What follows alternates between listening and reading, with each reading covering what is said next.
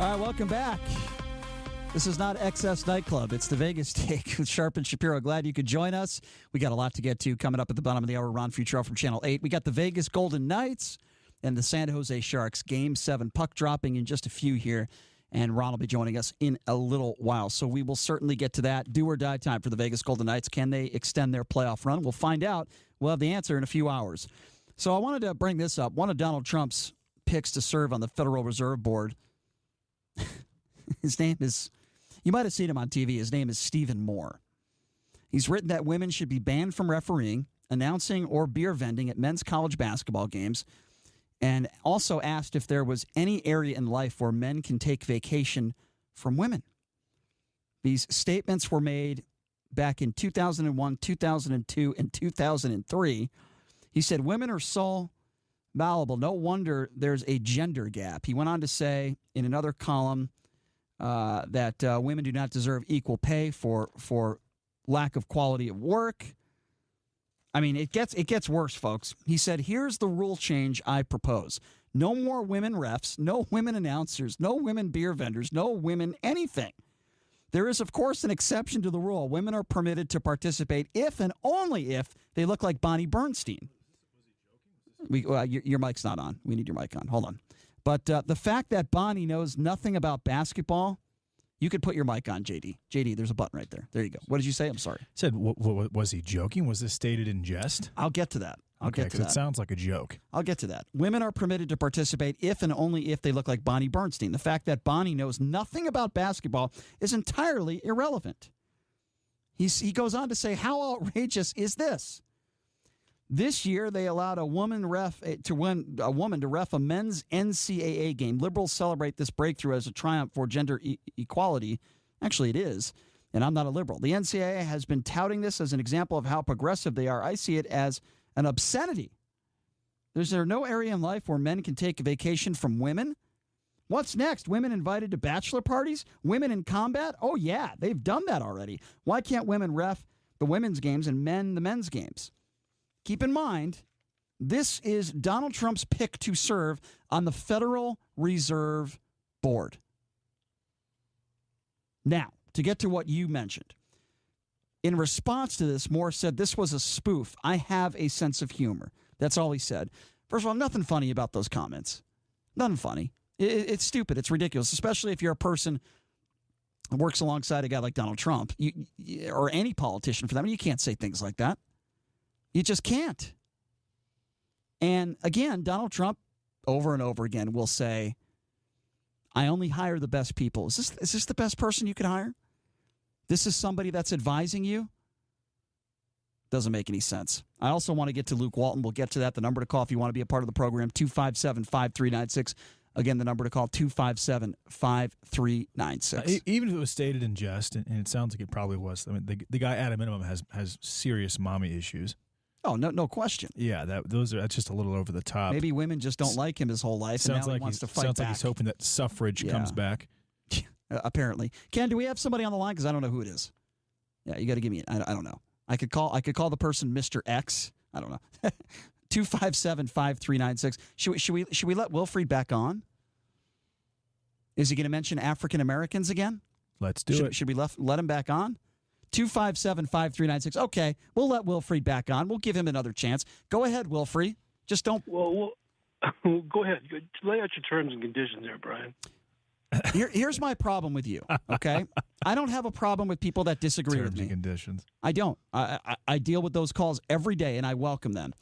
But you cannot deny every single time you call in, you want to bring up black people. Your term, by the way. You don't say African Americans.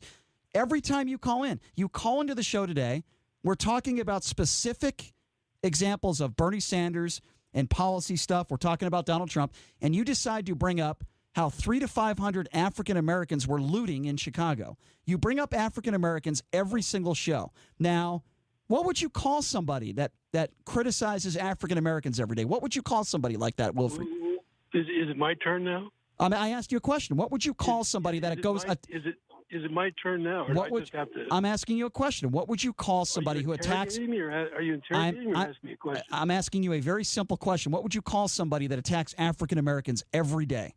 into a radio show. I don't attack Yes, you do. African Americans every day. Yes, you do. On my show, you do. That and Yes, you do. slander me with that kind of comment without putting an opinion. And Yes, you do. In my opinion, you are. But to merit that as a fact, you're way off the planet. Okay, why are you bringing up 300 to 500 African Americans? We weren't talking about that. Why do you bring up a random subject into a radio show? And they just happen to be African Americans, too. I brought that subject up because your callers, we all know you ride the pony, which is Trump. Okay, And so what I was trying to do is to show you there are things going around us that are phenomenal that we've never seen before. What is phenomenal about 300 people looting? Let me explain something to you. Yeah, I'll please. go get the black lady tomorrow if you'd like and have her call you. There you go again. When I called her an African American, you know what she told me?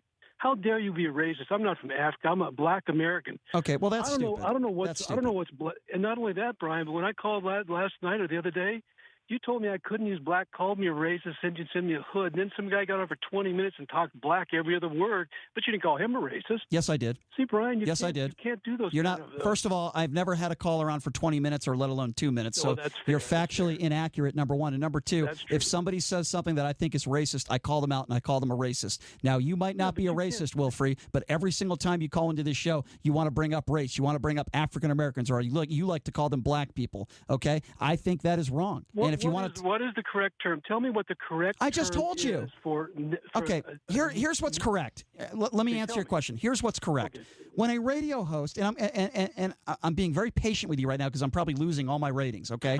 But let me explain it to you.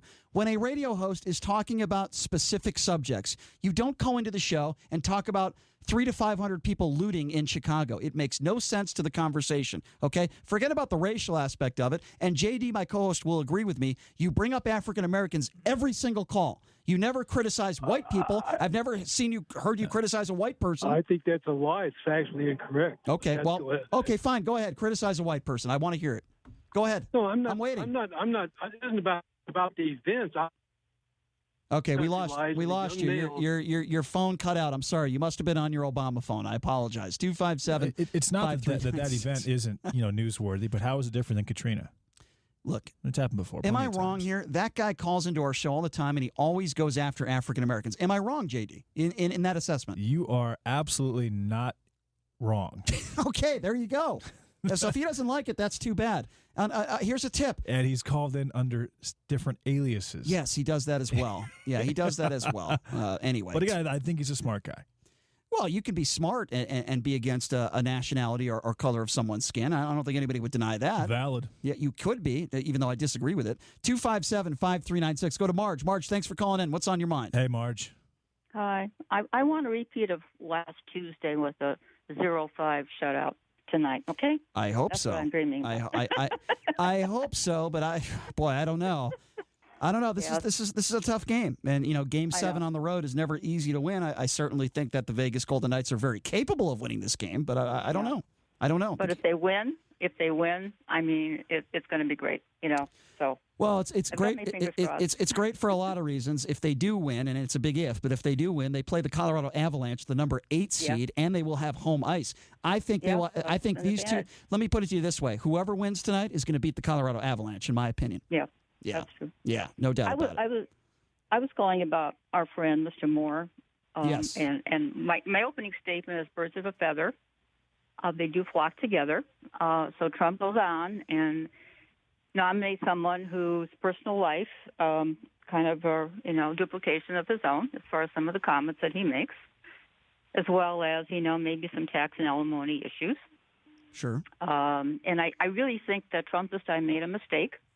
And I'm being facetious that he should have maybe named him for ambassador of Saudi Arabia. I think that's where he really belongs as far as his thoughts about women. Yeah, that is true. He hasn't been very respectful when it comes to women. No. That is 100% accurate. And his background is that I kind of did some research on him. He got married for 20 years. Then he goes into an affair, has 2 match accounts of all things, marries somebody else, and then at his son's graduation says it's wonderful to have 2 women fight over you. Now, what kind of an honorable guy do we want? Well, that's my problem with a lot of people that are huge Trump supporters, in that they won't criticize the man at all. Or at the very least, I'll even have Danny Tarkanian come in studio, and I like Danny. I think he's a good guy. Mm-hmm. But whenever I bring up something horrible that Trump says about somebody, his response is, well, aren't you happy with the economy? Aren't you happy with this? And, I'll never hear somebody way on the right, or at least rarely, I'll hear somebody say, Trump, it's a disgrace the way he talks about women. It's a disgrace what he says about John McCain. Yeah, I do like his policies, but I wish he would stop doing blah, blah, blah, blah, blah. You know what I mean, Marge? That's the frustrating part. Yeah, and this guy replicates, his comments about females, even though he said it's a spoof. Women are offended by that. I'm sorry. We're going back to the dark ages of barefoot and pregnant mentality. There's again. nothing funny. There's nothing funny about what Moore said. There's nothing funny about that. Okay. I mean, he went into specific detail. I mean, this isn't just a simple joke, a sexual joke or something. We're talking about a guy that went into specific detail about how he's talking about a woman's looks. He says women shouldn't be refs. They shouldn't be announcers. They don't deserve equal pay, so on and so forth. Exactly. I will say one thing, though, that I did agree with him on, and I don't know if you're going to agree with me on this. He went into tennis, and he talked about how, Serena Williams and women in the playing tennis, for example, athletes want the same amount of money as men. I don't think they deserve it, and I do agree with him on this.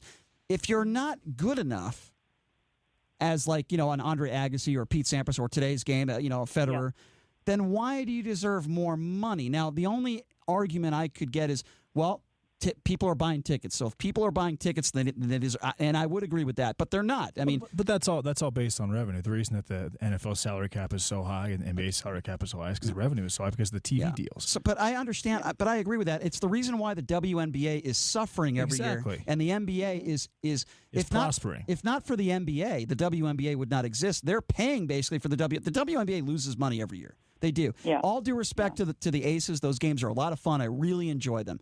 But again, with that being said, I agree with him on that front. I don't know if you would agree on that. I think the men. I mean, men have always had it over the women, and the women in that sport are secondary in my mind. Yeah. And having witnessed a few of these tennis matches myself, it's a totally different atmosphere with the guys versus the women. Basically, it is. With that being said, I will also say that I enjoy women's tennis more than any other female sport. I don't like women's basketball. I think those female tennis players are fantastic. I mean, they hit the ball really hard. The longer points I enjoy, and I'm all for it. But Marge, always good to hear from you. Thank you so much. We're going to root on the Vegas Golden Knights. The game obviously just started. And about 5 minutes in, no score. Ron Futrell will be joining us here in just a few minutes. However, the Vegas Golden Knights, Braden McNabb, who I'm not a huge fan of on the Knights, I don't think he's a very good player, just took a really, really dumb penalty, and now the San Jose Sharks are on the power play. Again, 0-0 about 5 minutes into this game. So if the Knights can kill 2 penalties in the first 5 minutes, that's a good sign. Really good sign for them. No question about it. Number to call if you want to be a part of the show, 257-5396. On the topic of women, I want to discuss this. Luke Walton, former LA Laker coach, UCLA standout.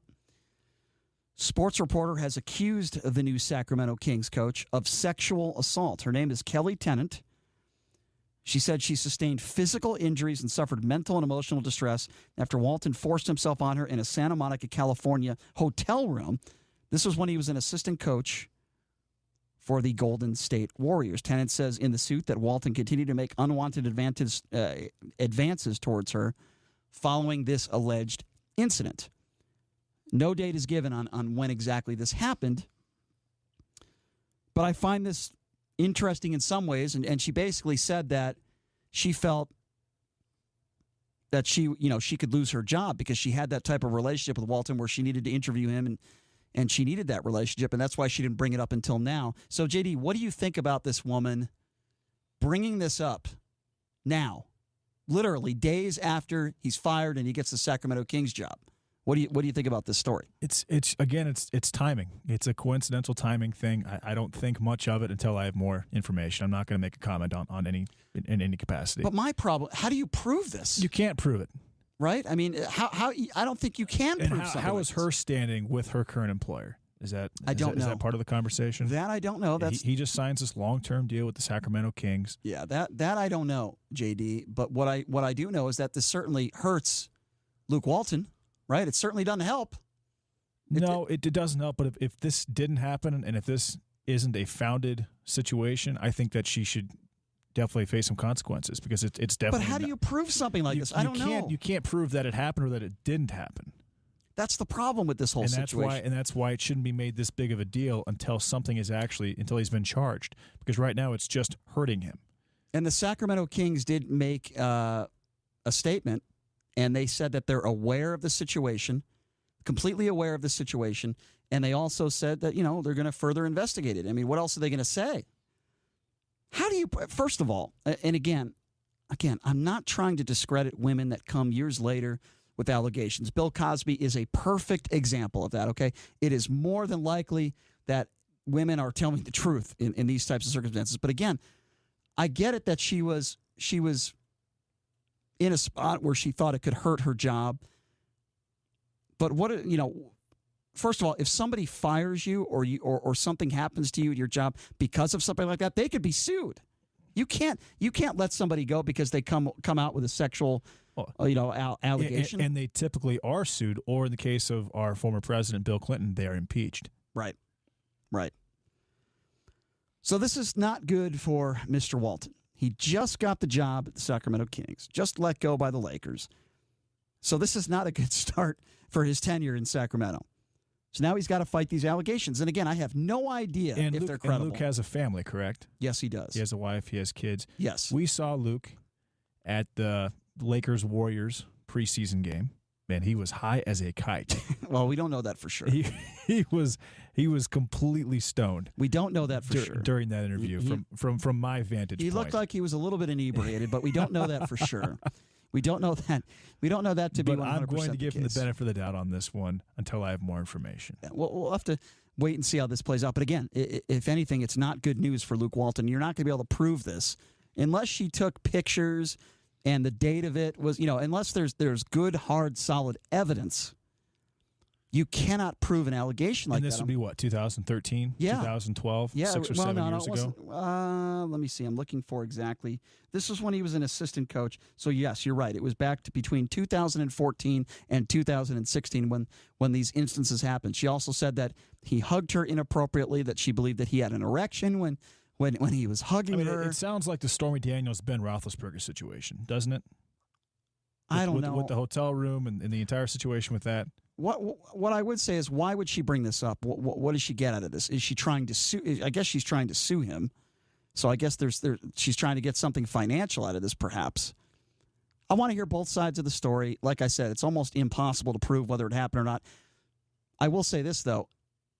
If something like this did happen and she was physically injured, why didn't she take pictures?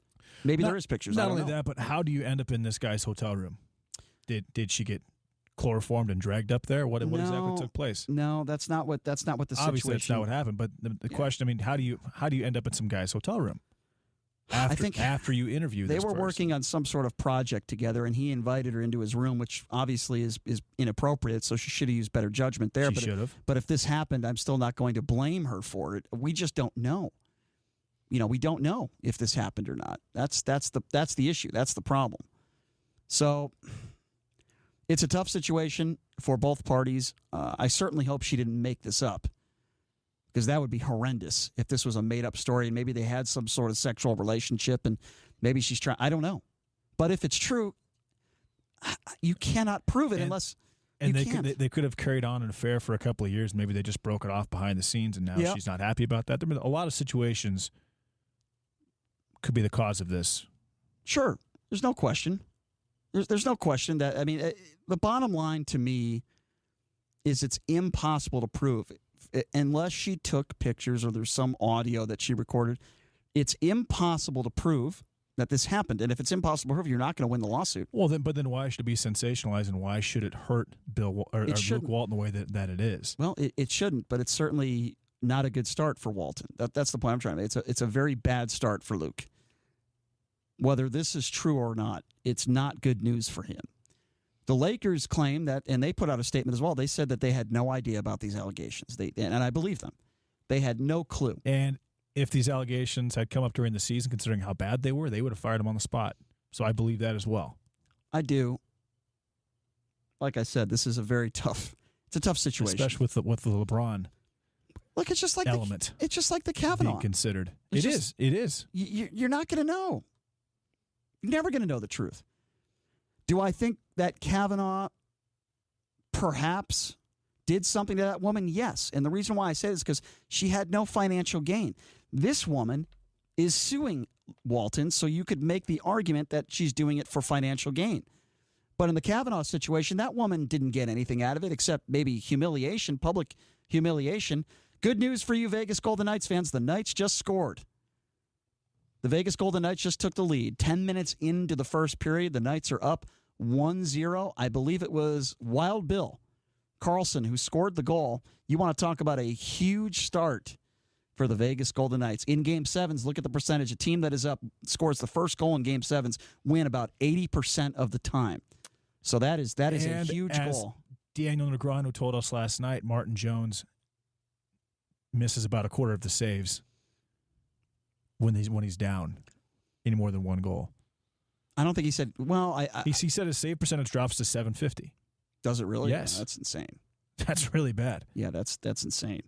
Well, you couldn't ask for a better start for the Vegas Golden Knights. 10 minutes into this game in Game 7 on the road, you score that first goal, takes the crowd completely out of it, and now San Jose is playing catch-up. There's a lot of hockey to be played in this game, but I'm going to tell you right now, you get up 2-0 and you got Marc-Andre Fleury in net, you're feeling pretty good about yourself. You really are. And now we're going to see what the Sharks are made of here. Now we're going to see, how they finish this period out. Again, this was midway through the first.